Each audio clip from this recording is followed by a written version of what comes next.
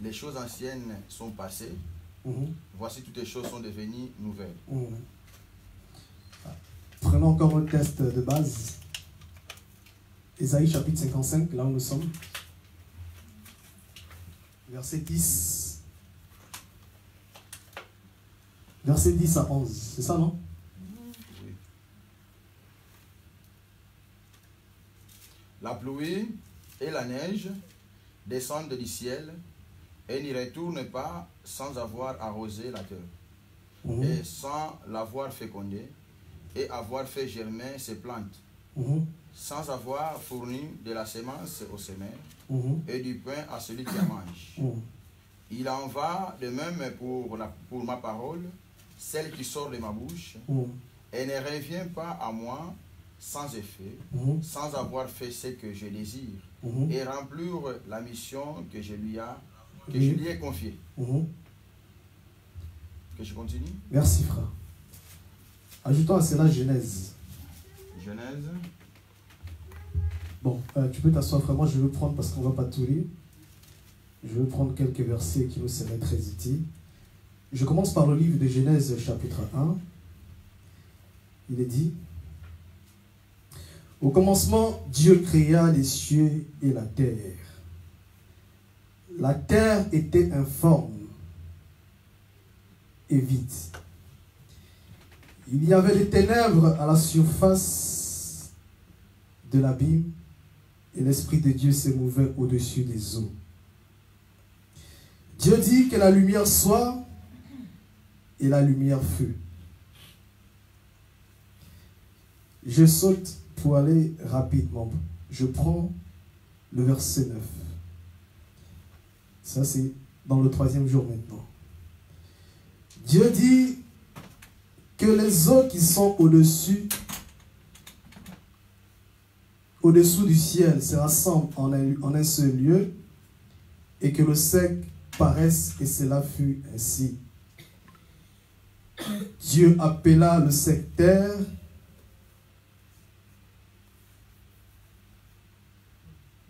c'est ça, non? Dieu appela le sec terre, et il appela la masse des eaux mer.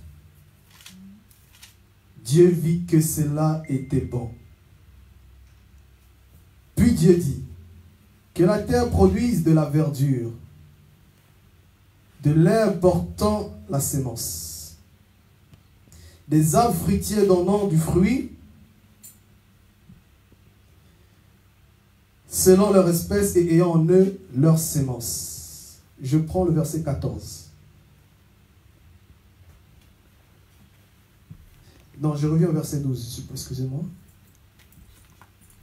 Verset 12. La terre produisit de la verdure, de l'herbe portant de la sémence, selon leur espèce, et des arbres donnant du fruit, ayant en eux leur sémence selon leur espèce. Dieu vit que cela était bon. Ainsi, il y eut un soir, il y eut un matin, c'est fait le 3e jour. Verset 14. Dieu dit qu'il y ait des luminaires dans l'étendue du ciel pour séparer le jour d'avec la nuit. Que soyons la nuit, que soyons des signes pour marquer les époques, les jours et les années, et qui servent de luminaires dans l'étendue du ciel pour éclairer la terre. Et cela fut ainsi. Verset 16. Dieu fit les 2 grands luminaires, le plus petit luminaire pour présider au jour, et le plus petit luminaire pour présider la nuit. Et il fit aussi les étoiles. Dieu les plaça dans l'étendue du ciel pour éclairer la terre, pour présider au jour, et la nuit pour présider au jour et la nuit, et pour séparer la lumière d'avec les ténèbres. Dieu vit que cela était bon. Je prends Genèse chapitre 2. Supportez-moi, la lecture c'est un peu longue. C'est parce qu'il y a beaucoup de choses que nous voulons sortir là-bas. Salutaire pour le salut de ton âme. Amen. Verset 5. Aucun abri de champ n'était encore sur la terre. Aucun herbe de champ ne germait encore. Car l'Éternel Dieu n'avait pas fait pleuvoir sur la terre, Et il n'y avait point d'homme pour cultiver le sol. Voilà, c'est ce qui m'intéresse aussi, verset 6. Mais une vapeur s'éleva de la terre et arrosa toute la surface du sol. Que le Seigneur bénisse la lecture de sa parole. Amen. Que le Seigneur bénisse la lecture de sa parole. Amen. Est-ce que nous pouvons encore acclamer pour le Seigneur Jésus-Christ? Bien-aimé, acclame comme quelqu'un que Dieu a encore fait grâce ce jour. C'est lui qui t'a encore donné la force, la capacité. Il a permis que tu sois encore là ce matin. Amen. Pousse des cris de joie, des acclamations.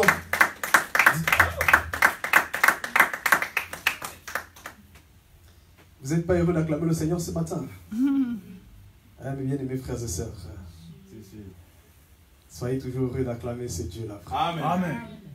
Je l'ai toujours dit que le souffle que nous gagnons, c'est une grâce que nous recevons. Gloire à Dieu. De la part du Seigneur sans dépenser un centime. Amen. Retenez ça, frère. Il y a des gens qui, là où nous sommes là, n'arrivent pas à respirer. Ils sont sous oxygène. Et je vous dis, quand ils vont sortir de là-bas, c'est des factures qu'ils vont payer. Donc le souffle là, ils n'ont pas reçu gratuitement. Ils vont payer. Mais toi, Dieu t'a fait grâce. N'est-ce pas ça? Alors quand Dieu nous fait grâce ainsi, il faut toujours le reconnaître. Amen. Mes bien-aimés frères et sœurs. Amen. Nous sommes là pour la continuité et la suite de notre enseignement. Ne vous en faites pas. Le thème d'aujourd'hui, c'est être une nouvelle créature. Amen. Comment il faut être une nouvelle créature? Parce que nous avons lu l'écriture dans 2 Corinthiens. Si Papa Robert ne peut encore lire ça, c'est très important. Voilà encore, nous allons tirer. 2 Corinthiens? Oui. 2 Corinthiens, chapitre 5, où nous étions.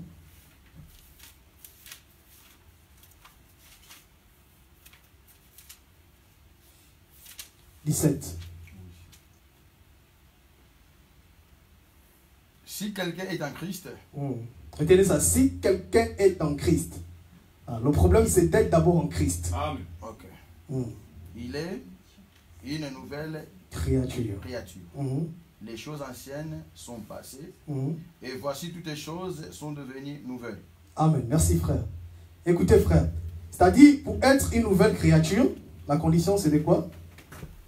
C'est d'être d'abord en Christ. Amen. La Bible dit, si quelqu'un est en Christ, c'est alors qu'il deviendra une nouvelle créature et les choses anciennes, tout est devenu nouvelle. Pourquoi? Parce que nous devenons une nouvelle créature. C'est-à-dire automatiquement, lorsque nous devenons une nouvelle créature, les choses aussi changent. Est-ce que je me comprends? Amen. Parce que lorsque Dieu prend un commencement pour marcher avec toi dans ta vie, sache que la manière dont tu marchais ne sera plus la même, frère. Est-ce que je me comprends, mes frères et sœurs bien-aimés? Amen. La manière dont tu marchais ne sera plus la même chose, frère. Nous sommes toujours dans notre enseignement. Nous parlons sur la pluie et la neige. C'est la continuité, frère. Pour aller rapidement, retenez ceci, frère.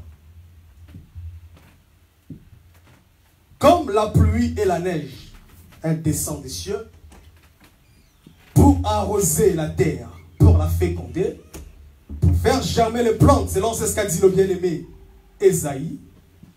Il faut retenir encore ce matin que si nous sommes là encore, nous sommes cette terre-là qui s'est approchée devant la face de l'Éternel, afin d'être encore arrosée, d'être fécondée, frère. C'est-à-dire, quand on parle d'être fécondé, c'est d'être enseigné. Amen. Parce que féconder, c'est enseigner. Est-ce que je me comprends, mes frères et sœurs bien-aimés, frères? Amen. Maintenant, il faut retenir une chose très importante, frère. C'est ce qui arrose la terre. Nous avons compris que c'est les cieux. Est-ce que je me comprends? Amen. Parce que la pluie qui vient arroser, ou encore cette sémence, elle tire son origine des cieux. Retenez que, comme Ésaïe dit, comme les cieux, parce que Jésus a dit, Dieu a dit, il en est de même de ma parole qui sort de sa bouche. C'est que les cieux dont il est question, c'est Dieu lui-même, frère. Amen. Est-ce que je me comprends? Les cieux dont il est question, c'est Dieu lui-même, frère. Mais il y a une chose qu'il faut d'abord retenir, très important, frère. Parce que le bien-aimé Paul va dire ceci dans les Écritures. Nous courons par rapport au temps, frère. Il dit quelque part, ce mystère est grand. Je le dis par rapport à Christ et à l'Église. C'est écrit noir sur blanc. Il dit, ce mystère est grand. Je le dis par rapport à Christ et à l'Église. Et bien aimé, laissez-moi vous dire ce matin que le mystère de la pluie et la neige qui quitte des cieux pour venir arroser la terre, ce mystère est grand. C'est-à-dire, les cieux et la terre dont il est question, nous disons tout simplement qu'il est question de Jésus-Christ et de l'Église. Est-ce que je me comprends, frère? Amen. Parce que dans la Bible, il est question de Jésus et l'Église. C'est-à-dire, la Bible, c'est une histoire d'amour. Amen. Amen. Est-ce que je me comprends? Oui, oui. Amen. La parole en elle-même, c'est une histoire d'amour. Voilà pourquoi on n'a pas un thème principal, thème l'amour. De la Genèse jusqu'à l'Apocalypse, tout ce qui peut être enseigné, c'est seulement l'amour. Est-ce que je me comprends, mes bien-aimés frères? Suivez-moi très attentivement ce matin. Alors, nous disons ceci, frères. Je vais prendre une écriture rapidement. Je crois que c'est dans le livre de Matthieu. On y va doucement, nous allons venir dans notre sujet. Ne vous en faites pas, nous sommes toujours dans la continuité, frère. Matthieu, je crois c'est chapitre 17. Hein? Là où le Seigneur dira ceci, n'avez-vous pas lu au commencement que Dieu fit l'homme et la femme? Si le frère Robert est là, il peut nous lire ça rapidement. On va gagner du temps. Matthieu 17, verset. Excusez-moi, si tu as, je vais chercher rapidement. Matthieu 17.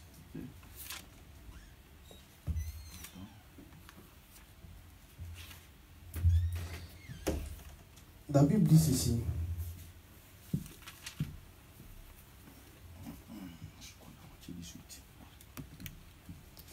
Si tu as trouvé, tu peux nous lire ça.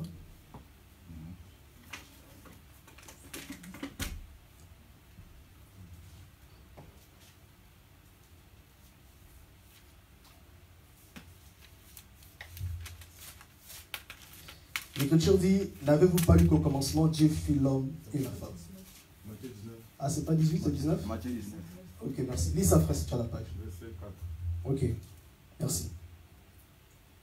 Lis-nous ça bien, on va gagner en temps. On a beaucoup à dire. N'avez-vous pas lu que le Créateur, au commencement, a fait l'homme et la femme, et qu'il a dit, c'est pourquoi l'homme quittera son père et sa mère, et s'attachera à sa femme. Merci, frère. Écoutez, la Bible dit ceci.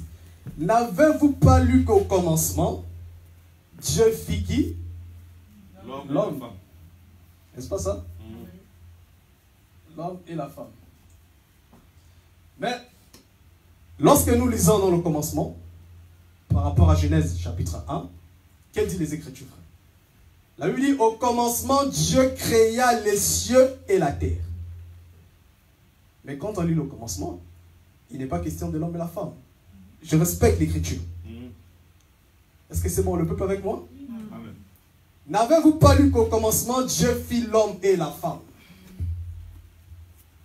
Est-ce que je me comprends? Il y a une pensée que je vais sortir maintenant. Mais si nous allons dans le sens propre d'abord de la lettre, sur le plan de la connaissance, lorsque nous lisons, nous voyons qu'au commencement, Dieu créa les cieux et la terre. Je me comprends? Amen. Cela veut dire tout simplement que donc nous comprenons que l'homme et la femme expliquent aussi les cieux et la terre. Est-ce que je me comprends bien? Amen. Parce qu'au commencement, c'est le Seigneur lui-même qui a dit, frère. Donc, c'est pourquoi je vous dis que la parole elle-même, c'est une histoire de Christ et de l'Église. Je vais d'abord vous dire une chose ce matin, frère. Il faut d'abord retenir quelque chose de très important, frère. Parce que nous voulons parler de la création, comment devenir une créature nouvelle, ramener ces choses dans nos vies. Amen. Parce que dans les choses de Dieu, il y a l'aspect charnel et l'aspect spirituel. Amen. Il y a la création visible et la création invisible. Amen. Un jour, Jésus a dit ceci: si vous ne comprenez pas les choses terrestres, comment allez-vous comprendre les choses célestes? Amen. Donc, avant de comprendre les choses qui sont terrestres, avant de comprendre les choses qui sont célestes, autant pour moi, il faut d'abord chercher à comprendre premièrement les choses qui sont terrestres. Amen. Quand nous parlons des choses terrestres, nous parlons de la création visible. Est-ce que je comprends? La création visible, c'est ce qui est terrestre. N'interprétons pas. C'est-à-dire, la terre aujourd'hui dont tu marches, l'eau, la mer, le bétail, tout ce que nous voyons, tout ce qui nous entoure, ou encore nous qui sommes, est-ce que vous voyez ça? Nous sommes de la création visible. C'est ce que tu vois. Est-ce que tu comprends bien? Mais au-delà de ça, il y a aussi la création invisible. La création invisible, c'est ce qu'on appelle les choses célestes. La création invisible, retenez une chose, c'est ce que Paul a dit ceci. Ces choses-là, dans la création visible, avec l'œil de l'homme, tu ne peux pas voir. Parce que l'Écriture dit, ce sont des choses qui ne sont point montées au cœur de l'homme et que l'œil humain n'a pas vu, frère. Est-ce que vous voyez ça? Amen. Ça, il n'y a que dans l'évangile, dans la parole de Dieu, qu'on pourra t'enseigner la création invisible. Est-ce que je me comprends? Amen. Parce que là, maintenant, il est question de Dieu lui-même comme enseignant, frère. Parce que la Bible dit, la gloire de Dieu, c'est de cacher, celle du roi, c'est de révéler, frère. J'ai toujours dit que c'est lui qui peut révéler que c'est lui qui a caché. Est-ce que je me comprends, mes bien-aimés frères? Amen. Voilà pourquoi, aujourd'hui dans le monde peut avoir la connaissance de tout ce qu'elle veut. Elle peut aller étudier la création visible, telle que vous voyez là. Hein? Nous avons des agronomes. Les études qu'ils font, c'est quoi? Mais ils vont étudier la création visible, les plantes, toutes ces choses-là, frère. C'est des choses qu'ils vont étudier, frère. Mais c'est ce qui concerne la création invisible, ils ne pourront pas, frère. Parce que là-bas, l'intelligence humaine ne peut pas comprendre ça, frère. Amen. Est-ce que je me comprends? Maman Vicky, ça va? Avant d'aller dans le but du sujet, je veux d'abord t'amener à comprendre d'abord ces choses. Je vais là pour t'amener à comprendre que même quand Dieu a créé, c'est ce que nous avons lu dans Genèse, dans la création, c'est vrai que c'est ce que nous avons lu là, toutes ces choses ont pris corps. Nous avons lu au commencement, Dieu a fait la terre. Hein? Il a séparé les eaux. Il a fait que les plantes poussent. Vous voyez ça? Toutes ces choses aujourd'hui sont visibles. Nous pouvons les contempler. Parce que c'est la parole de Dieu qui a pris corps. Nous voyons ces choses-là. Est-ce que vous voyez ça, mes bien-aimés frères? Amen. Mais au-delà de toutes ces choses, Dieu aussi a caché derrière ces choses-là, il y a aussi la portée spirituelle. Ah, une pensée. Est-ce que je comprends, mes bien-aimés frères? Il y a une pensée spirituelle. Oui. Parce que, tel que nous sommes enfants de Dieu, la Bible dit, c'est lui qui en Christ est devenu une créature nouvelle. Donc nous aussi, nous sommes tels que nous sommes une créature nouvelle. Les choses anciennes sont passées. Nous sommes une créature, frère. Est-ce que je me comprends, frère? Parce que quand Dieu te prend du monde, il doit faire de toi une créature nouvelle. Mais avant d'en arriver pour être une créature nouvelle, c'est comment, frère? C'est cette procédure-là que nous voulons expliquer, frère. Ce serait important d'abord pour ta vie, frère. Amen. Je t'épargne des prophéties, frère. Parce que nous pouvons expliquer, vous savez, les eaux du commencement, c'était Abraham, ça c'est... Oui, nous disons c'est bien. Oh, la terre, c'était Moïse, nous disons c'est bien. Mais nous ne sommes pas d'abord là-bas. Mais je vais te faire sortir, c'est ce qui te concerne dans la création. Est-ce que je me comprends? C'est-à-dire, c'est ce que Dieu a caché pour le salut de ton âme, frère. Amen. Je me comprends bien, mes frères. Amen. Mais retenez une chose. Papa Robert, on y va doucement. Genèse chapitre 1. Allons-y. On va courir. Prends le verset... C'était 3. Verset 3. Je tue. Il y a des lumières. Il y a de la lumière. Je vis que la lumière était bonne. Bon, on va gagner en temps. On va gagner en temps. Prends le verset. Commence au premier verset même, jusqu'à 2. Au commencement, Dieu créa le ciel et la terre. Et la terre n'était que chaos et vide. Il avait des ténèbres à la surface de l'abîme. Et l'Esprit de Dieu planait au-dessus de l'eau. Dieu dit qu'il y ait de la lumière. Il y eut de la lumière. Dieu vit que la lumière était bonne. Merci. il sépara la lumière des ténèbres. Dieu appela la lumière jour et les ténèbres nuit. Il y eut un soir et il y eut un matin. C'est la fille le premier jour. C'est bon. Arrêtons-nous là, frère. Est-ce que le peuple est présent, frère? Amen. Écoutez ce que dit l'Écriture, frère. La Bible dit ceci, frère. Quand Dieu crée, la terre, elle était vide. Elle était informe. Est-ce que vous voyez ça? C'est-à-dire, la terre, elle était vide, elle n'avait pas de forme. Quand on dit que la terre était vide, ça veut tout simplement dire que la terre, en elle-même, n'avait aucune semence. Elle ne pouvait rien produire. Est-ce que vous voyez? Parce que Dieu n'avait pas encore sémé. Donc, c'est ça ce qui explique aussi pourquoi la terre était, elle était vide. On évolue, frère. Je saute pour aller rapidement. Je prends le verset 9. Dieu dit que les eaux qui sont au-dessus du ciel se rassemblent en un seul lieu et que le sec paraisse, et cela fut ainsi. Dieu appela le sec terre et il appela la masse des eaux mers. Dieu vit que cela était bon. Est-ce que l'église est présente, frère? Amen. Il y a une chose que j'aime dans ce passage-là, frère. Il y a une particularité, frère. C'est que, lisez bien la parole, frère. Vous allez remarquer une chose. La Bible dit ceci, frère. Que Genèse chapitre 1, Dieu créa les cieux et la terre. Mais jusqu'alors, Dieu s'est tué. Parce que, avant d'arriver dans le verset 10, non, Dieu, à quel moment? Parce que c'est Dieu qui va nommer. La Bible dit que Dieu appela le sec terre. Il y a pourquoi, mes frères et sœurs bien-aimés? Est-ce que vous voyez ça, frère? C'est-à-dire, quand Dieu sort la terre des eaux, là, il nomme la terre. Il dit quoi? Il la nomme comment? Terre. Est-ce que je me comprends? C'est-à-dire, pendant tout ce temps, avant que la terre ne sorte, elle était dans les eaux. Donc, nous comprenons que Dieu ne pouvait pas s'aimer sur la terre aussi longtemps qu'elle était dans les eaux. Amen. Donc, Dieu, avant de s'aimer sur la terre, il devait d'abord sortir la terre des eaux. Mais j'aime l'écriture, frère. La Bible dit que le sec paraisse. Donc, quand on parle de sec, on parle de quoi? C'est-à-dire quelque chose de... C'est-à-dire, quand la terre, elle sort, elle n'a pas d'humidité. Elle n'a pas d'eau. C'est-à-dire, elle n'a rien. Est-ce que je me comprends, frère?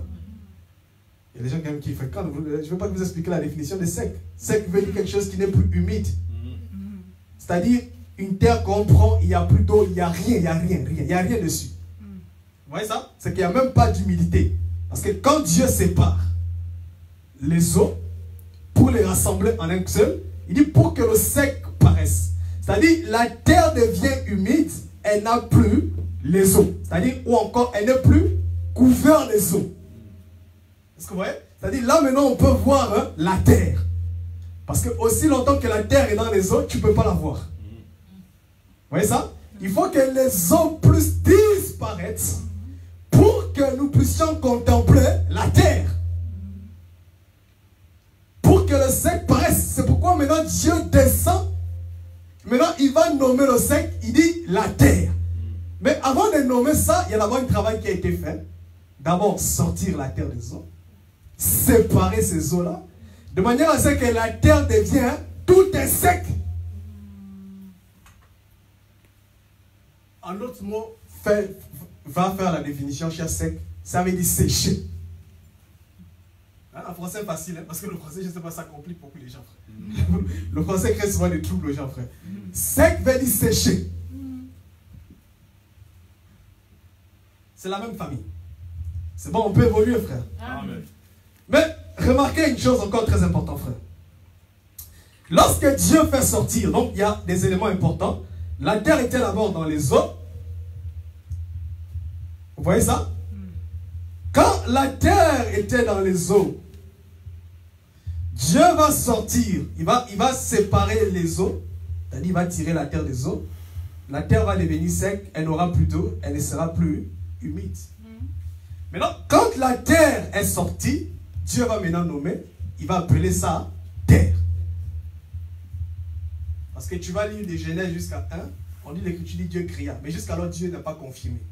C'est quand il sort qu'il va maintenant donner le nom, il va dire on appelle ça que le sec. C'est Dieu lui-même, il appela le sec terre. Est-ce que vous voyez ça? C'est-à-dire Dieu ne peut nommer quelque chose que lorsqu'il a fait un travail. Est-ce que je me comprends, frère? C'est-à-dire c'est sa marque à lui qui dépose, frère. On évolue, frère. Maintenant, suivons encore, donc, suivez la lecture, frère. Je saute, je prends le verset 11. Puis Dieu dit que la terre produise de la verdure. Ah! Maintenant, Dieu vient, il dit quoi? Que la terre produise de la verdure. Là, maintenant, Dieu vient semer. Est-ce que le peuple me suit, frère? Amen. C'est pour vous dire encore, là, maintenant, c'est une preuve palpable, irréfutable, que Dieu ne pouvait pas semer sur la terre aussi longtemps qu'elle est dans les eaux.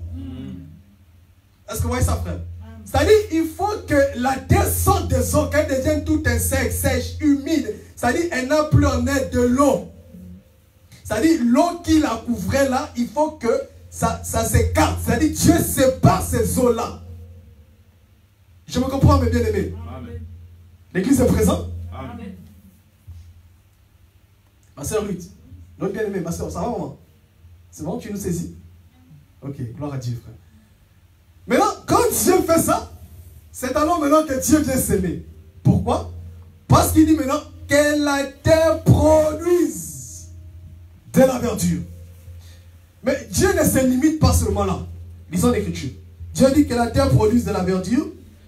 Je saute, virgule. Verset 12. La terre produisit de la verdure. Vous voyez ça, frère? C'est-à-dire, Dieu ne s'est pas seulement limité à s'aimer,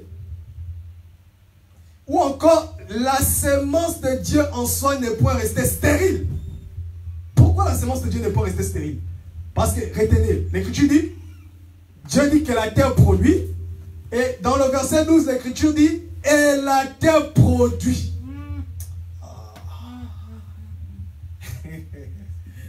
Frère, vous savez que dans notre évangile, on ne donne pas les explications sans d'abord bien expliquer la lettre. Amen. Parce que quand je vais interpréter, les choses seront claires pour vous, frère. Amen. Est-ce que je me comprends, frère? Amen. Il faut d'abord bien comprendre, lire d'abord, frère. Parce que Jésus a dit, si vous ne comprenez pas Moïse, comment allez-vous croire à mes paroles, frère? Si vous ne croyez pas Moïse, frère. Hein? Parce que là, nous sommes d'abord chez Moïse. On vous amène d'abord à croire d'abord à Moïse. D'abord les Écritures. Et lorsque nous allons interpréter, les choses seront claires. Est-ce que je vous comprends? Donc nous comprenons que la sémence de Dieu n'est pas stérile. Vous voyez ça? Parce qu'il a dit que la terre produise de la verdure. Et l'Écriture poursuit en disant, et la terre produisit de la verdure. Donc la terre a produit. Est-ce que je comprends, mes bien-aimés? Maintenant, nous continuons dans le même verset. Le verset 5. Aucun arbuste de champ n'était encore sur la terre. Aucun herbe de champ ne germait encore. Car l'Éternel Dieu n'avait pas fait pleuvoir sur la terre. Est-ce que vous voyez ça, frère? La Bible dit, il y a quelque chose qui me retient ici. Que quand Dieu avait créé, l'Écriture dit que la terre, c'est ça qu'elle est vide. Là, on vous confirme encore que la terre était vide. Pourquoi? Elle était informe parce que l'Écriture dit, elle n'avait pas quoi? Aucun arbuste de champ n'était encore sur la terre. Aucune herbe de champ ne germait encore. Car l'Éternel Dieu n'avait pas encore fait pleuvoir sur la terre. Vous voyez ça? La raison c'est pourquoi? Parce que Dieu n'avait pas encore fait pleuvoir sur la terre. Ça rejoint Ésaïe chapitre 55. Qui dit, comme la pluie descend des cieux, ne retourne pas sans avoir fécondé, sans avoir arrosé, fécondé la terre et fait germer les plantes. La pluie, c'est une sémence. N'est-ce pas ça? Mais je continue la lecture en disant ceci. Mais une vapeur s'éleva de la terre et arrosa toute... Non, l'écriture continue. Il n'y avait point de pleuvoir sur la terre. Et il n'y avait point d'homme pour cultiver le sol. Ah, j'aime ça, frère. Retenez une chose très importante, frère. La Bible dit, il n'y avait point d'homme pour cultiver le sol. Mais une vapeur s'éleva de la terre et arrosa toute la surface du sol. Donc, il n'y avait personne pour arroser, pour cultiver le sol. Est-ce que vous voyez ça? Dieu commence d'abord par l'homme. L'Église est présente. Et l'Écriture précise en disant, il n'y avait point d'homme pour cultiver le sol.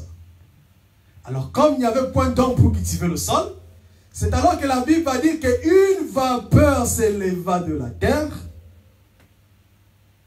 et arrosa toute la surface du sol. Parce que c'est par la suite que nous allons maintenant voir, la terre va germer. Est-ce que vous voyez ça, frère? Amen. C'est que si nous allons loin, la vapeur, c'est un semeur, frère. C'est un homme, frère. Amen. Ce n'est pas mon frère. Lisons l'Écriture. Jacques.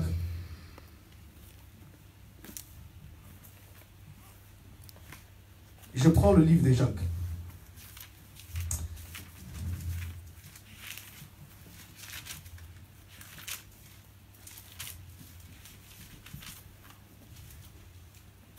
Jacques chapitre 4, verset 14. Jacques chapitre 4, verset 14. On y est? L'Écriture dit ceci. Vous qui ne savez pas ce qui arrivera demain, qu'est-ce que votre vie? Vous êtes une vapeur qui paraît pour peu de temps. Amen. Vous voyez comment Jacques compare la vie de l'homme à une vapeur. Est-ce que vous voyez ça, frère? Ici, l'Écriture compare l'homme à quoi? À une vapeur. À une vapeur. Oui. C'est bon, on peut évoluer. Amen. Je donne ça pour que je ne veux pas raisonner. Pour que vous ne dites pas que je suis en train de raisonner, frère. Parce que je vous ai toujours dit que toute révélation qui n'est pas en accord avec les écrits sur des prophètes, il faut mettre ça de côté, frère. Est-ce que je me comprends, frère? Parce que la seule chose qui convainc, ce sont les Écritures. Voilà pourquoi même Paul, devant roi Agrippa, pour convaincre le roi Agrippa, Paul n'a pas cherché les raisonnements. Paul a dit ceci. Oh, roi Agrippa, crois-tu aux prophètes? Il a dit, roi Agrippa, crois-tu aux prophètes? Parce que croire aux prophètes, c'est croire aux Écritures. Est-ce que je comprends? Parce que les prophètes, ce sont les Écritures. Voilà pourquoi Paul a dit dans Romains que toute révélation doit être en accord avec les écrits des prophètes. Amen. De même que Étienne aussi, pour convaincre dans un débat, il est allé fouiller dans ce qu'ont dit les prophètes. C'est pourquoi Paul a dit, roi Agrippa, crois-tu aux prophètes? C'est-à-dire, crois-tu aux Écritures? Avant d'ouvrir sa bouche pour parler. Parce que si moi j'ouvre ma bouche, roi Agrippa, pour te parler, mais le problème c'est que si tu ne crois pas au prophète, ça ne va servir à rien. Amen. Parce que tout ce que je te dirai, je te parlerai par rapport à ce que les prophètes ont dit, en ce qui concernait Jésus-Christ. Ça c'est juste une aperçu que je te prends pour t'amener à comprendre d'abord l'importance de s'appuyer en toutes choses sur les Écritures, frère. Est-ce que je me comprends bien aimé? Alors la Bible dit qu'il n'y avait point d'homme pour arroser la terre, pour cultiver la terre, autant pour moi. Et la Bible dit une vapeur s'éleva. Or Jacques a comparé l'homme à une vapeur. C'est que la vapeur c'est un cultivateur. La Bible dit il n'y avait point d'homme. Bien aimé, je vous ai toujours dit une chose. Frère, écoutez-moi. Dieu ne l'aide pas. Dieu ne l'aide pas. Il y avait d'abord point d'homme. Il fallait d'abord que Dieu lui-même soit le premier cultivateur avant qu'il y ait Adam, l'homme physique. Est-ce que je me comprends?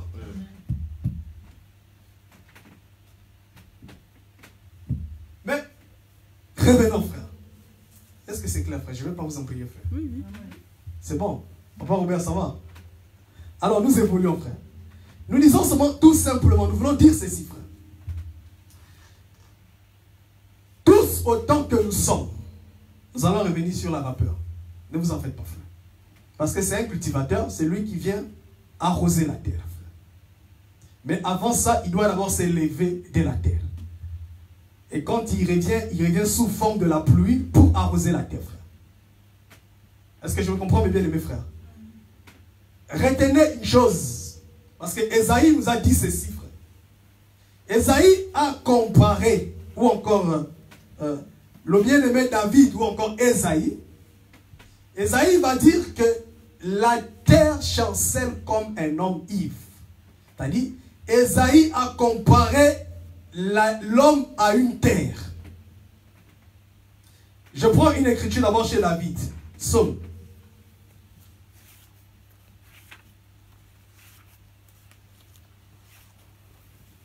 Psaume.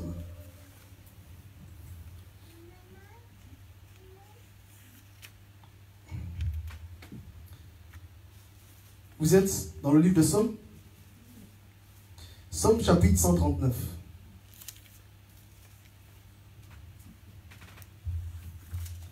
Verset 16. Psaume chapitre 139, verset 16. Écoutez. Quand je n'étais qu'une masse informe, tes yeux me voyant. Sur ton livre étaient tous inscrits les jours qui m'étaient destinés avant qu'aucun d'eux n'existât. Retenez ça, frère. Ici, c'est le bien-aimé David qui parle. C'est bon, on peut évoluer? Il dit, quand j'étais qu'une masse informe. Informe. Donc, David s'identifie à une masse informe. Masse, c'est la terre. C'est-à-dire une terre qui était informe, que Dieu avait pris, avait tissé dans le sein de sa maman, selon le contexte de l'écriture. Mais ici, je prends juste une aperçu. Pour dire ceci, mon frère et soeur bien-aimés frères, tu ne peux pas être une créature nouvelle en Jésus-Christ, toi étant une terre. Aussi longtemps que tu es dans les eaux. C'est-à-dire, Dieu ne peut pas s'aimer en toi aussi longtemps que tu es dans les eaux. Est-ce que vous comprenez, frère? Parce que nous disons seulement que dans la pensée de la doctrine, je suis en train de te donner, c'est ce qui concerne la vie pour ton salut, frère. Est-ce que je me comprends, frère? Amen. Vous voulez les révélations pour jubiler? Frère bien-aimé, ces choses-là, même si je vous enseignais ça, on peut aller plus loin. Nous en avons ça, ce n'est pas de l'orgueil, frère. On peut marcher dans des révélations sur révélations, c'est ce qui concerne la création. Mais si tu as toutes ces connaissances-là, mais si la vie de la création, tu ne l'as pas en toi, ça ne sert à rien. Amen. Tu seras, c'est ce que l'Écriture dit, une cymbale qui résonne. Paul a dit, même si j'ai cette connaissance, mais si je n'ai pas l'amour de ça c'est la vie. Je ne suis rien, frère. Est-ce que je me comprends, frère? Amen. Pour dire ceci, mon frère bien-aimé, aussi longtemps que tu es dans les eaux, parce que nous savons tous que les eaux aussi dans la Bible expliquent le monde. Ça, vous avez déjà été enseigné, frère. Oui, oui. Est-ce que vous comprenez ça, frère? Ça veut dire ceci, frère. Lorsque Dieu vient en toi, pour faire de toi une créature nouvelle en Jésus-Christ, la première des choses que Dieu va faire, Dieu ne viendra pas directement, automatiquement comme ça s'aimer. Non, non, non. C'est pas comme ça que Dieu marche. Dieu doit d'abord te sortir des eaux. C'est-à-dire Dieu doit d'abord te sortir de la vie du monde. Amen. Non, c'est bon, on évolue. C'est-à-dire quand Dieu te sort de la vie du monde, Dieu va te séparer maintenant des eaux. C'est-à-dire les eaux auxquelles tu étais noyé. Le temps me manque. Prochainement, on va bien expliquer ça parce que nous pourrons faire. Dans les Écritures, la Bible explique. Les eaux expliquent beaucoup de choses. Les eaux aussi ont les yeux, ce sont les gens. Parce que David a dit, oh Dieu, les eaux t'ont vu. Comment les ont vu Dieu? C'est que les eaux ont les yeux, frère. Ça, c'est les choses de Dieu, frère. Les eaux t'ont vu. C'est David, ce n'est pas moi, frère. Mais j'ai voulu, frère, à cause du temps, frère. Bien-aimé, sentez-vous heureux, bien-aimé, frère. Ça, au moins, le jour qu'on viendra t'expliquer les 7 jours de la création, tu comprendras au moins la capacité de vivre les 7 jours de la création en toi, frère. Est-ce que je vous comprends, frère? Parce que si tu n'as que l'aspect de la révélation, mais en ce qui concerne le fondement de cet enseignement, ça ne sert à rien, frère. Bien aimé, je vais vous dire une chose aujourd'hui, frère. Dans tout enseignement, quand on vient, on apporte un enseignement, il y a un élément important. C'est-à-dire, si cet élément-là manque, frère, sois-en sûr que tu ne seras, je ne sais pas comment dirais-je, la parole ne trouvera pas en toi la place qu'il faut, frère. Parce que lorsqu'un enseignement vient dans la vie d'un enfant de Dieu, cet enseignement-là, on doit voir en elle d'abord le fondement. Est-ce que je me comprends? Parce que le fondement, c'est ce qui explique la vie. L'Église est présente. Frère, suivez l'enseignement très important. Soyez très attentifs, frère. Hein? C'est pas, ici, c'est pas comme l'autre côté. Là où quand on enseigne, les gens dorment, frère. Non, dans l'église du Seigneur Jésus-Christ, ce n'est pas comme ça, frère. Dans l'église de Jésus-Christ, on suit attentivement l'enseignement parce que nos vies dépendent de ce que nous écoutons, frère. Est-ce que je me comprends, frère? Alors, si toi, tu viens pour dormir pendant l'enseignement, tu sortiras de là. Parce que, retenez ce qu'a dit le Seigneur lui-même dans une parabole. Car l'ennemi ne sème que quand les gens sont... Je passe, c'est pas moi. Maintenant, c'est le Seigneur. Retenez une chose, frère. Nous avons dit ceci, frère. Lorsque Dieu vient te sortir du monde, il doit te faire apparaître comme un sec. C'est-à-dire, Dieu te sort. Il va faire de toi d'abord une terre déchaissée. Est-ce que je me comprends, frère?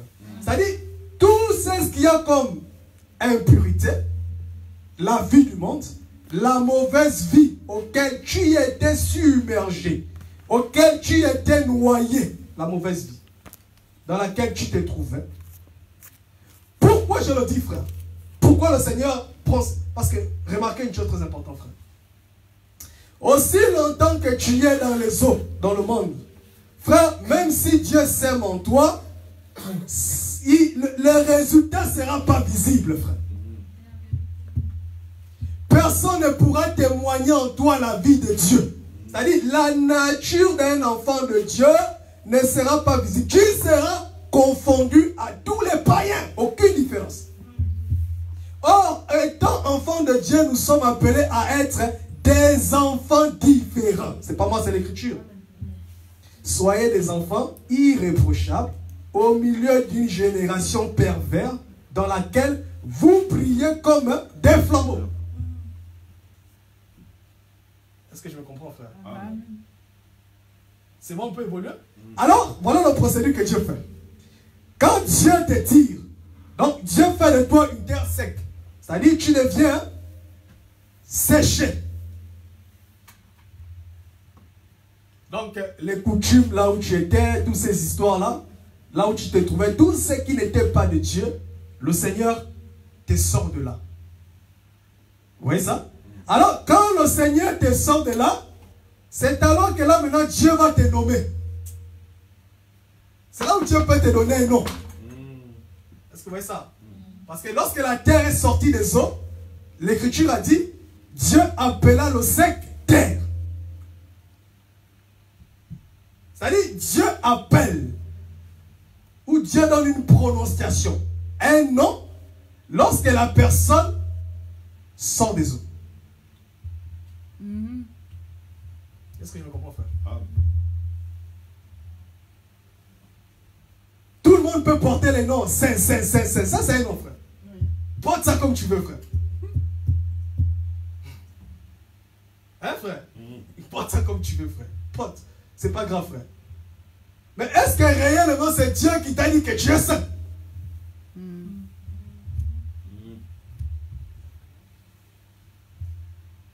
Est-ce que je comprends, frère? L'église est présente. Amen. Mais c'est ça l'écriture, frère. C'est ce qu'il a appelé. Il les a justifiés. Mais Dieu nous a appelés, nous étions où? Nous étions dans le monde. Bien aimé, suivez-moi maintenant très attentivement, frère. L'écriture dit, c'est ce que Dieu a appelé, hein? Il les a justifiés. Il ne s'est pas seulement limité là, s'il vous plaît. Il les a aussi quoi? Sanctifiés. Est-ce que vous voyez ça, frère? Mais c'est ça, quand Dieu prend la terre des hommes, c'est ça ce qu'il a appelé. Parce que Dieu nous a, quoique nous étions prédestinés avant toute chose, hein, nous étions prédestinés au salut. Mais l'écriture dit, Dieu, c'est ce qu'il a appelé, il les a justifiés et il les a sanctifiés, frère. Vous voyez ça, frère? C'est-à-dire, quand Dieu te prend comme étant une terre qui était dans les eaux, c'est ça, Dieu t'appelle à lui. Maintenant, Dieu ne se limite pas là. Dieu doit séparer les eaux. C'est-à-dire, il doit faire de toi une terre sec. C'est ça, sanctifier. Est-ce que je me comprends, frère? Amen. Ce qu'il a appelé les a justifiés, il les a sanctifiés. C'est-à-dire, là, Dieu te sanctifie, Dieu te justifie. Et là, Dieu peut te donner un nom. Parce que quand nous parlons du nom, nous parlons de l'identité.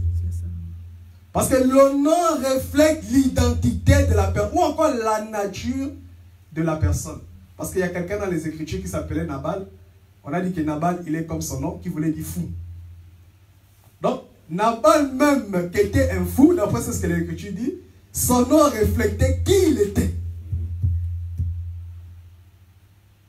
Parce qu'il faut lire la Bible. Il y a beaucoup de témoins qui expliquent le nom de la personne. Le nom reflète la nature de la personne, frère.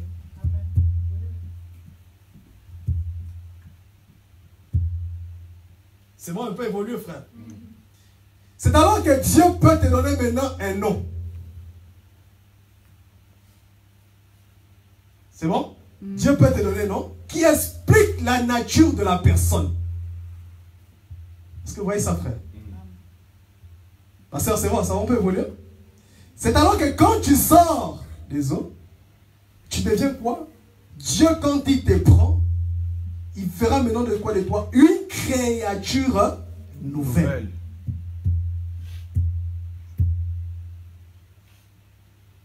Est-ce que je me comprends, frère? C'est-à-dire, même c'est ce que tu es dans les eaux, c'est ce que tu pouvais s'aimer, les œuvres que tu avais dans le monde qui étaient identiques, frère. Mais quand Dieu te prend, les œuvres que tu produisais dans le monde, dans le Seigneur Jésus-Christ, tu ne produiras plus ces œuvres-là. Amen. Parce que la Bible dit, Dieu a préparé les bonnes œuvres d'avance pour que nous puissions les pratiquer. Est-ce que je comprends? Parce que laissez-moi vous dire que la sémence ou encore les œuvres que la terre pouvait produire après qu'elle a été tirée des eaux, ce n'était que le résultat de ce que Dieu a sémé dans la terre en question, frère. Vous voyez ça? Maintenant, quand Dieu te retire comme ça des eaux, tu deviens un sec. Il t'a sanctifié. Il t'a justifié. Maintenant, Dieu te donne le nom, parce qu'il dit qu'il appela le nom terre. C'est-à-dire, Dieu te donne une nouvelle nature. C'est bon, on peut évoluer. Amen. Tu deviens une nouvelle créature.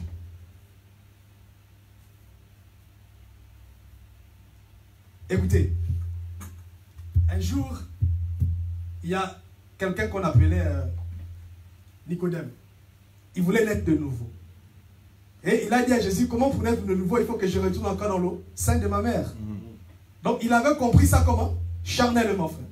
Pour lui, il voyait comme s'il fallait naître, il fallait rentrer dans le ventre de maman, il fallait encore renaître. C'est-à-dire, lui, il voyait ça physiquement comme ça, frère. Est-ce que je me comprends, frère? Amen. Mais il n'avait pas compris que ces choses cachaient une pensée. Je vais dire ceci, là où nous sommes là, frère. tels que nous sommes là, frère, si nous sommes nés de nouveau, frère, nous sommes nés de nouveau dans le Seigneur Jésus-Christ, qui de nous pourra dire ici? Parce que, prenons l'aspect, hein, il faut pas se voiler la face. Dans les Écritures, il y a la réalité qu'il faut admettre. C'est bon, on peut évoluer, mes frères et sœurs bien-aimés. Il y a la réalité d'abord qu'il faut accepter, frère. Parce que la terre, depuis le commencement, qu'elle était dans les eaux, avant que le Seigneur ne la tire pour pouvoir s'aimer, cette terre-là existait déjà. C'est bon? Est-ce que c'est bon, frère? Et c'est ça ce que Jésus est en train de parler avec Nicodème ici, frère. Ma soeur, ma vie. Tu as réveillé toute la nuit?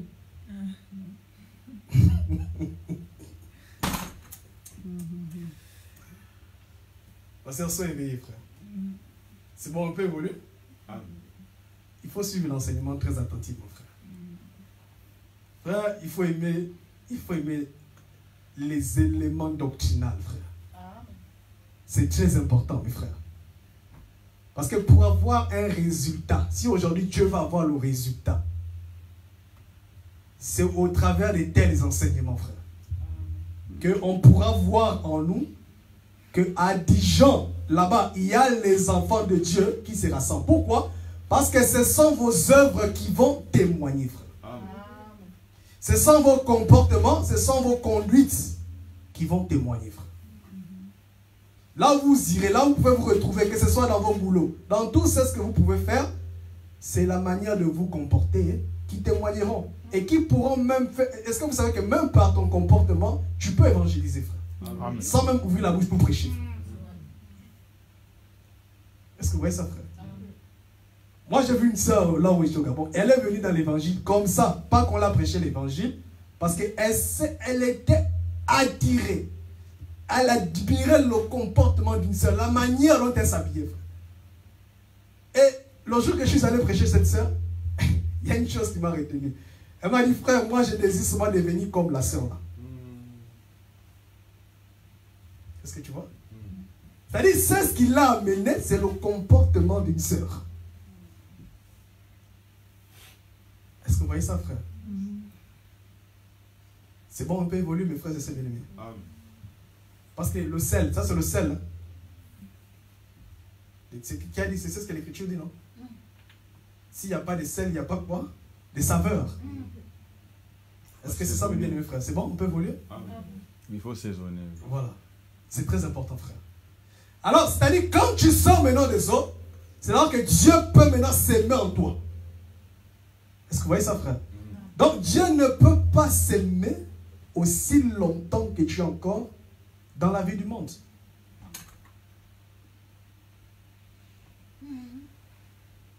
Il faut que Dieu te sépare. Dieu fait de toi une terre sèche. C'est-à-dire, il fait de toi tout un sec. Vous voyez ça? C'est-à-dire, tout ce qui pourra empêcher à ce que la semence puisse germer en toi, Dieu doit balayer ces choses. Et pour avoir ce résultat-là, d'où il est important d'être continuellement dans la présence de Dieu. C'est bon? Parce que aussi longtemps que tu t'éloignes de Dieu, il n'y aura pas les résultats, frère. Plus tu es attaché à Dieu, plus tu es dans la présence de Dieu, sache que Dieu aussi, plus tu es dans la présence du Seigneur, plus le Seigneur aussi travaille tes imperfections, frère. Amen.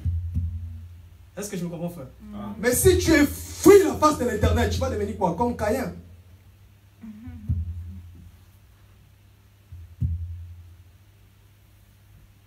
C'est bon? Alors, retenez une chose, frère.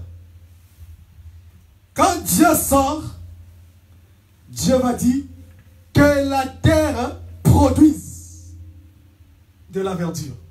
Là, Dieu fait quoi? Là, maintenant, Dieu peut s'aimer. Hein? Là, maintenant, Dieu peut s'aimer. Pourquoi?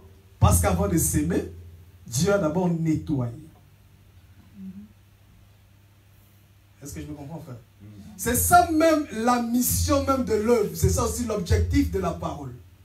Parce que la parole, lorsqu'elle vient dans la vie d'un enfant de Dieu, le résumé de toute la Bible, l'œuvre de la croix en soi, c'est-à-dire le sacrifice de la croix, s'il faut résumer ça, c'est de faire de toi une créature nouvelle.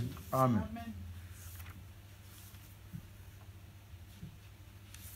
Faire de toi un enfant de Dieu. Parce que un enfant de Dieu doit être différent d'un mondain, d'un païen. Dans sa manière de se vêtir, de se comporter.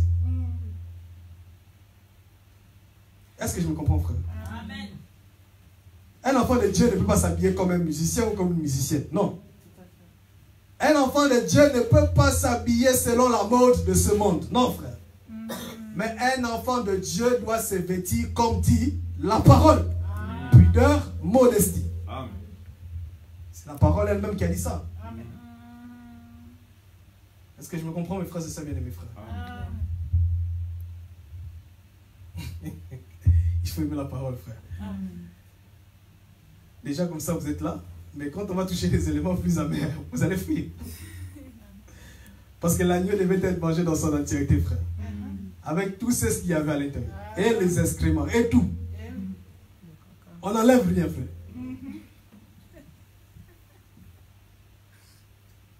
C'est bon?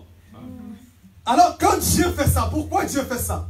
C'est-à-dire, quand Dieu fait ça, c'est pour que quand Dieu va s'aimer en toi, c'est alors que le résultat sera visible.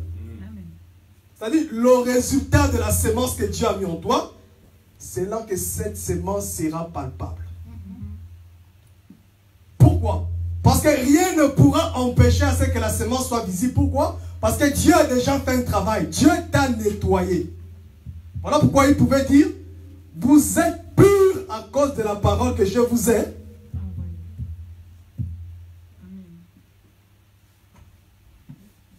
Mais Dieu ne se limite pas là. Quand Dieu continue, Dieu va envoyer maintenant les luminaires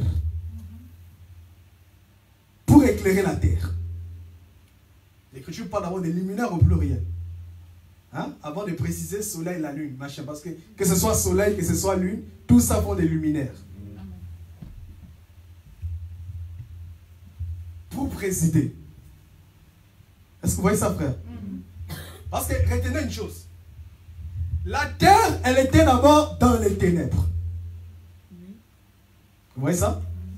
Pour dire que quand Dieu te sort des ténèbres, il doit t'amener dans sa lumière. C'est ça ce que Paul a dit.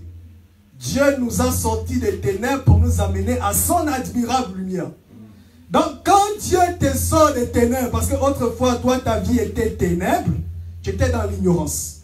Parce que les ténèbres expliquent l'ignorance. Donc toi tu étais dans l'ignorance. Non seulement tu étais dans les ténèbres, mais tu étais aussi dans les eaux, dans le monde, couvert de ténèbres. Tu vois ça, frère? C'est pourquoi toutes ces choses-là, frère, même étant dans les ténèbres, Dieu ne tenait pas aussi compte de ces temps d'ignorance. Parce que tu n'étais pas éclairé. Amen. Donc si tu étais éclairé, là tu allais comprendre que c'est ce que tu fais, c'est mauvais. Voilà pourquoi aujourd'hui, un enfant de Dieu, lorsqu'il est éclairé, s'il désobéit à ce que Dieu dit, par exemple, un enfant de Dieu ne ment pas, la parole t'a éclairé qu'un enfant de Dieu ne ment pas. Mais si tu mens, tu pêches. Mais un païen, s'il ment, il ne pêche pas. Amen. Un païen, il va pécher quoi, frère? Lui-même, d'abord, il est pécheur. Donc, le péché, c'est sa nature. Vous voyez ça? Donc, un païen peut mentir, il peut voler, il faut le laisser. C'est sa nature, à lui, rien ne le condamne, frère. Mais toi, si tu fais ça, la parole va te condamner. Pourquoi? Parce que tu es éclairé. Amen. Ah, Dijon. Il y a de bonnes choses à dire, mais je vous vois endormi là. Éveillez votre conscience, mes frères et sœurs bien-aimés.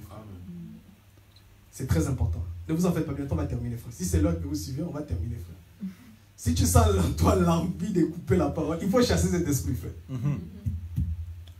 Est-ce que je me comprends, mes bien-aimés frères? Donc, quand Dieu sort Dieu nous sort, Dieu te sort des eaux comme le monde. Dieu ne se limite pas seulement là, de te sortir. Quand Dieu te sort, il te sépare. Maintenant, Dieu te donne là un nom, une nature. Parce que la Bible dit que Dieu normal le secteur. Quand Dieu ne se limite pas encore, Dieu va maintenant s'aimer. C'est-à-dire Dieu sème en toi sa parole. Maintenant, l'Écriture dit que et la terre produisit de la verdure. Vous voyez ça, frère? C'est que la semence de Dieu n'est pas stérile. Voilà pourquoi si aujourd'hui, nous pouvons prêcher une personne l'évangile de la vérité, mais nous ne voyons pas le résultat, les fruits. C'est-à-dire, nous ne voyons pas la vie de la parole se manifester dans la vie de la personne que l'on enseigne. Il ne faut pas accuser la parole parce que la parole n'est pas stérile. Le problème, c'est toi. Amen. Amen, amen. La parole a toujours raison. Oui, oui. Parce que la Bible dit que quand Dieu sème, la Bible dit, Dieu dit que la terre produit. Verset 12, l'Écriture continue. Et la terre produit. Vous voyez ça? Donc quand Dieu sème, automatiquement, nous devons voir la manifestation que c'est ce que Dieu a sémé en toi. Est-ce que je vois ça? Je parle de la vraie parole. Quand elle vient dans la vie, si tu as écouté la vraie parole, il n'y a pas le résultat, c'est qu'il y a un problème. Maintenant, le problème qui se pose, c'est quoi? C'est qu'il faut t'examiner. Est-ce que tu n'es pas encore noyé dans les eaux? Est-ce que tu as une terre qui a été tirée des eaux? C'est maintenant là le véritable problème. Est-ce que vous voyez ça, frère? Amen. Il faut maintenant t'examiner. Voilà pourquoi Paul dit, examinez-vous si réellement vous êtes dans la foi. Amen. Donc il ne faut pas accuser la parole. Oh non, l'évangile là-bas, l'évangile là, ce n'est pas un évangile puissant. Ce n'est pas un évangile machin. Non. Ce n'est pas question que l'évangile n'est pas puissant. C'est toi.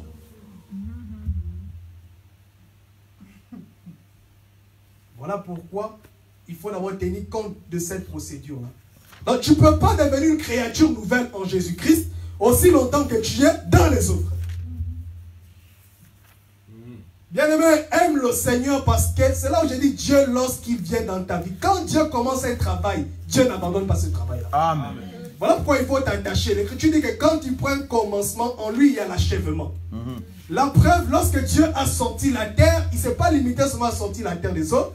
Déjà, il a sorti la terre qui était déjà dans les ténèbres. Toi, tu étais dans les ténèbres. Tu étais dans l'ignorance. Dieu ne s'est pas limité là. Maintenant, Dieu doit te confier. Ou encore, Dieu doit t'amener dans son admirable lumière. Amen. Qui est le soleil. Amen.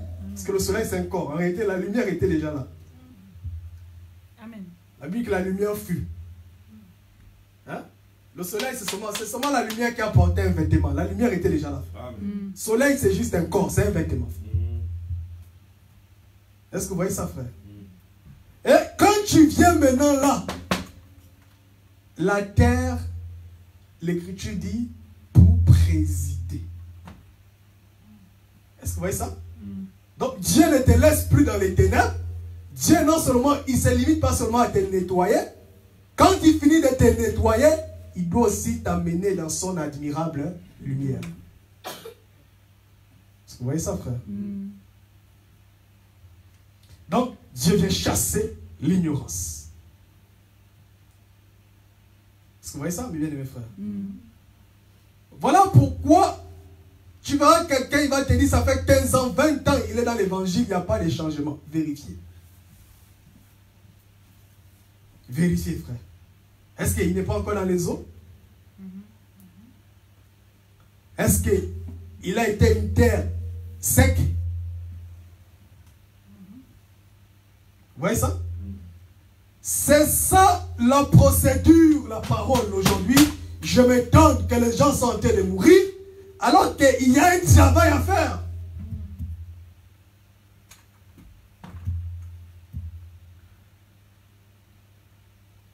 Des fois, moi je ne connais pas souvent le peuple, frère. Est-ce que vous voyez ça, frère? C'est pourquoi je dis, je vous épargne d'abord de l'aspect de la création invisible, des choses. Non, je vous épargne de ça, frère. Parce que si je vous donne ça et que les éléments là, vous n'avez pas la connaissance, ça ne sert à rien, frère. C'est comme l'Écriture dit, quelqu'un qui bâtit dans le foin, frère. Qui bâtit sur le sable. Est-ce que je me comprends, frère?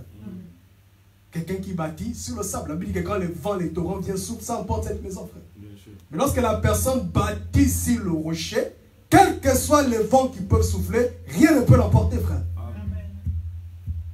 Est-ce que je me comprends, frère? C'est pourquoi quand la parole vient dans ta vie, la parole doit d'abord bâtir en toi un fondement solide.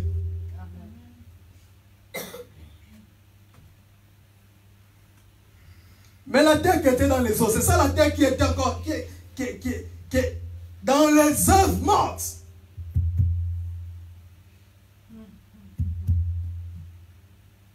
Est-ce que je me comprends, frère? Alors, il y a un élément aussi important. Quand Dieu sème, dans le verset que nous avons lu, Genèse chapitre 2, et la Bible dit, une vapeur s'élève pour arroser la surface du sol. C'est très important, frère. Vous voyez ça? Donc, la terre était vide. Parce que la Bible dit que la terre était vide. Informe et vide. C'est-à-dire, il n'y avait point en elle de semences. Voilà pourquoi quand Dieu prend, il va maintenant s'aimer. Parce que quand Dieu dit que la terre produit, c'est-à-dire là Dieu sème. C'est ça les cieux qui sèment la terre. Nous sommes toujours dans la suite de notre enseignement. Comme la pluie et la neige descendent des cieux, les cieux c'est le mari. C'est Dieu lui-même. Les cieux c'est Dieu. La terre c'est l'église. Parce que Dieu c'est Jésus-Christ. Nous sommes de ceux qui confessons comme ça. Amen. La terre c'est nous l'épouse. C'est-à-dire la sémence de Dieu qu'il envoie c'est Jésus. Est-ce que vous voyez ça? On a déjà expliqué ça, hein? Oui. C'est bon, on a déjà expliqué la sémence là comme Jésus. Mais je voulais seulement ajouter cette précision là. Les cieux dans la réalité c'est Dieu lui-même. Amen. C'est-à-dire les cieux c'est l'époux. C'est-à-dire c'est Jésus-Christ. C'est-à-dire Dieu lui-même s'est fait sémence. Est-ce que je me comprends, frère? Amen. Amen. Hein? Dieu lui-même s'est fait, c'est comme Dieu lui-même s'est fait fils. C'est-à-dire Dieu s'est fait fils, c'est Dieu qui s'est fait sémence. Amen. Voilà pourquoi la sémence que nous avons, c'est la sémence de Dieu. Jésus, c'est la sémence de Dieu.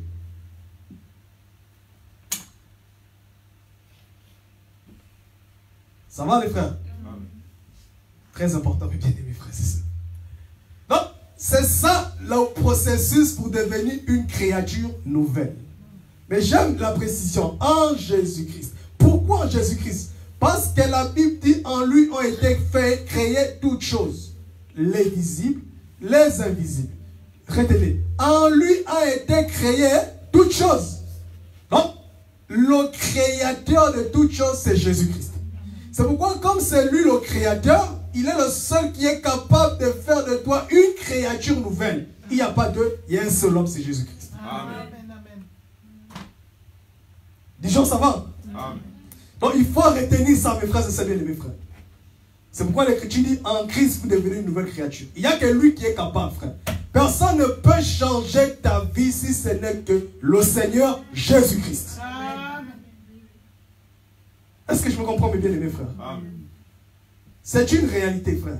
Bien-aimés, à un moment, il faut aussi nous asseoir, observer comment autrefois quelqu'un vivait, mais quand il vient dans la parole, comment il y a un changement. Tu sens que la personne n'est plus la même. Vous voyez ça? Il y a vraiment eu une... Donc nous devons voir le résultat de ces choses. Sinon, la Bible dit ici que lorsque nous nous rassemblons, c'est pour devenir meilleurs et non pour devenir pires. Mais si nous nous rassemblons en négligeant ces choses-là, sachez que nous nous rassemblerons non pas pour devenir meilleurs, mais pour devenir purs. On va se rassembler là, étant dans l'impudicité, dans le vol, dans le mensonge, dans la calomnie, et on s'appelle des frères. Mais sachez que si nous vivons comme ça, ça ne sert à rien. C'est ça, Dieu te dira, dehors, chien, hypocrite, menteur. Parce que la Bible dit que ces gens n'hériteront pas le royaume des cieux. Amen. Donc, toutes ces choses-là qui pourront t'empêcher d'entrer dans le royaume des cieux, tous ces éléments-là sont renfermés dans les eaux qui te couvraient. Vous voyez ça? C'est pourquoi Dieu doit venir te retirer. Excusez-moi mes frères. Vous ne serez pas distraits. C'est pourquoi Dieu doit venir te retirer de ces choses-là. Dieu doit te sortir. L'évangile doit te sortir de la souillure du monde, frère. L'évangile doit faire de toi une terre sec avant que Dieu ne sème, frère. Amen. Frère, si on venait te prêcher des grandes choses que tu ne... Même moi, si je te prêche, même si on sort de là, si je te prêchais des choses que tu n'as pas compris, il faut m'interpeller, frère. Dis que, frère, toutes ces choses-là, laisse ça. Moi, je veux d'abord être une terre sec. Amen. Est-ce que vous voyez ça, frère? Amen. Parce que ce n'est pas facile, mes bien-aimés frères. Ce n'est pas facile, frère. L'ennemi sera toujours là pour te retenir dans ces choses-là, frère. Est-ce que je me comprends, frère? Voilà pourquoi il faut que Dieu lui-même intervienne, frère. Ça veut dire aussi longtemps que Dieu n'interviendra pas dans ta vie, tu seras toujours dans cette situation-là. C'est-à-dire aussi longtemps que Dieu ne pouvait pas venir sortir la terre des eaux, la terre serait toujours dans les eaux, frère. Est-ce que je me comprends, frère? Aussi longtemps que Dieu ne vient pas te sortir de là, tu seras toujours dans cette situation, frère. C'est pourquoi quand on vous exhorte aussi à venir pour la prière, pour prier, c'est aussi prier pour ces choses-là, frère. Quand on dit prie pour ta vie sérieusement, frère. Parce que j'ai écouté les gens quand on dit prie, lui, il prêche Dieu. Il prêche pas Dieu, frère. Tu sais, c'est toi le grand hippopotame. C'est toi qui as marché comme ça. Frère, on t'a dit prie pour ta vie, frère. Qu'est-ce que tu vas enseigner à Dieu? Toi, Dieu s'étonne même de tel frère, il s'étonne, frère. Qu'est-ce que lui, là, il m'enseigne, frère? Toi, tu vas apprendre quoi, Dieu, frère? Il ne faut pas chercher à épater Dieu dans la... Quand on dit prie comme ça, là, français, ne cherche pas à te compliquer, frère. Cela serait très utile, frère. Est-ce que je me comprends, frère? Donc, retenez pour aujourd'hui, mais bien aimé, on va terminer par là. Si Dieu nous fait grâce, on continuera prochainement. C'est ça le processus pour devenir une créature nouvelle. Je me comprends? On ne peut pas devenir une créature nouvelle aussi longtemps qu'on est dans les eaux comme le monde. Il faut que Dieu vienne nous sortir du monde. Dieu nous sépare. Que Dieu fasse de nous le sec. C'est-à-dire une terre sèche. Une terre sans eau. Et quand Dieu nous sort de là, là maintenant Dieu peut nous nommer. Parce qu'après Dieu a nommé la terre, il appela le sec terre. Là maintenant, Dieu te nomme. Dieu te donne un nom. C'est-à-dire là tu revêtes l'identité du Seigneur. Parce que c'est Dieu lui-même qui a nommé. Vous voyez ça? Aujourd'hui, la terre ne peut pas se présenter pour dire que non, c'est moi-même qui me suis nommé terre. Non, il dira c'est Dieu. C'est Dieu. Voilà pourquoi Jésus a dit, vous êtes saints. C'est-à-dire, c'est pourquoi nous disons, nous ne nous faisons pas saints. C'est parce qu'un homme lui-même a dit, vous êtes saints. Vous voyez ça? C'est Dieu lui-même. Donc, on ne s'est pas donné ce nom-là. De la même manière que Dieu a donné la terre, le nom terre, de la même manière, nous aussi. Et si Dieu te donne ce nom, sois calme, ne t'invente pas. Dieu témoignera par tes œuvres que tu es réellement un enfant de Dieu ou un saint. Par ton conduite, par ton comportement. Est-ce que je me comprends, frère? Et quand Dieu te sort de là, tu deviens une terre sec. C'est alors que Dieu peut maintenant s'aimer dans ta vie. Et quand Dieu s'aime, là nous allons voir le résultat. Nous allons voir le résultat. Nous allons palper ces choses et Dieu témoignera, frère. Et Dieu te gardera dans la lumière. Voilà qu'aujourd'hui Dieu t'a sorti. Tu es dans la lumière. Hein? Dieu a mis les luminaires, l'éclair, tout ça là pour éclairer. Prochainement, nous en parlerons sur les luminaires, sur toutes ces choses-là qui doivent nous éclairer pour arriver quelque part. Nous acclamons fort le Seigneur Jésus-Christ. Acclamons-le parce qu'il nous a fait grâce.